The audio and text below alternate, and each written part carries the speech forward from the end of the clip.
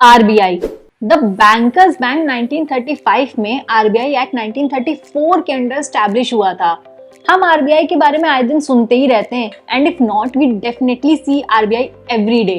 याद नहीं आ रहा कहाँ? अरे नोट्स पर, आपके पास जो करेंसी रखी है उस पर।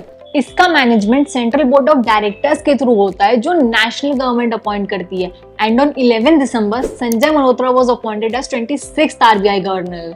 इन शॉर्ट, आरबीआई हमारे फाइनेंशियल सिस्टम का गार्जियन है जो ये इंश्योर करता है कि सब कुछ स्मूथली चले।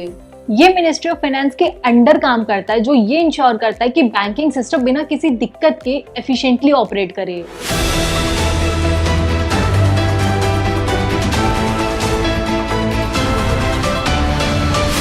So how does RBI work? सबसे पहले बात करते हैं करेंसी नोट्स की।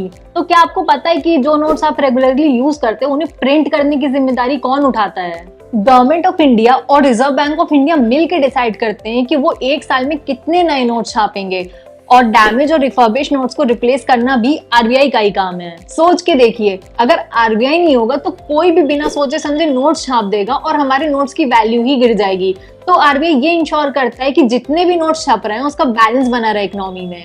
आरबीआई बैंक्स का भी बैंकर है, मतलब अगर किसी को अपनी प्राइवेट या पब्लिक बैंक स्टार्ट भी करना है तो उसको आरबीआई से परमिशन लेनी पड़ेगी। आरबीआई रूल्स बनाता है, लाइसेंस देता है और ये इंश्योर करता है कि सब बैंक्स एक ही रूल फॉलो करें। अब बात करते हैं आरबीआई के दो पावरफुल टूल्स के बारे में, सीआरआर और एसएलआर। अब बात करते हैं सीआरआर यानी कैश रिजर्व रेशियो की। सीआरआर एक ऐसा सिस्टम है जिसमें आरबीआई बैंक्स को ये मैंडेट करता है कि अपने वो टोटल डिपॉजिट्स में से एक स्पेसिफिक परसेंटेज वो आरबीआई के पास रिजर्व करें। इसका मतलब क्या है? इसका मतलब ये है कि अगर आपके पास 100 रुपीज डिपॉजिट है तो उसका 4% आरबीआई के पास रिजर्व रखना जरूरी है। अब बात करते हैं एसएलआर की यानी स्टैट्यूटरी लिक्विडिटी रेशियो की। एसएलआर के अंडर बैंक्स को अपने टोटल डिपॉजिट में एक स्पेसिफिक परसेंटेज लिक्विड एसेट्स के अंडर रखना होता है। अगर एक बैंक के पास एसएलआर मेंटेन होता है तो वो बैंक फाइनेंशियली सिक्योर होता है और आपका पैसा भी सेफ होता है। Now why is RBI important?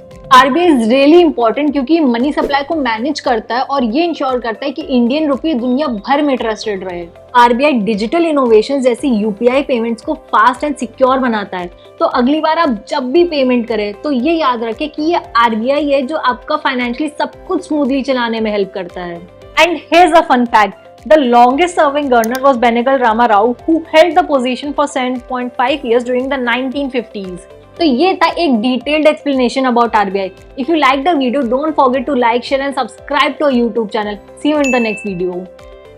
Investment in securities market is subject to market risks. Read all the related documents carefully before investing.